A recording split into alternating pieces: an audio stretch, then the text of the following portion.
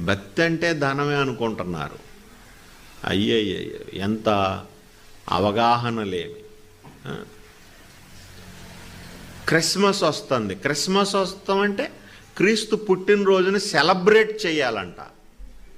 ఏమండి, సెలబ్రేషన్ కాదు మనం చేయాల్సింది, ఆయన పుట్టుకను మనం ప్రపంచానికి తెలియపరచాలి. రక్షకుడు మీ కొరకు పుట్టాడు అని మనం తెలియపరచటానికి ఏం చేయగలమో అది చేస్తే సరిపోద్ది.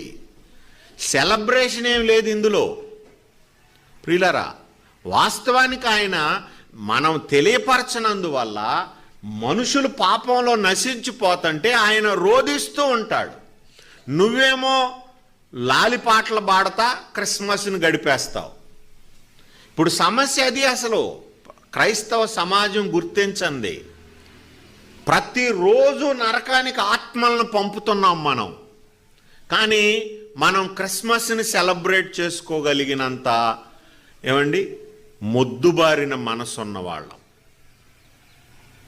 మన మనస్సు మొద్దుబారింది, దురదృష్టం అది.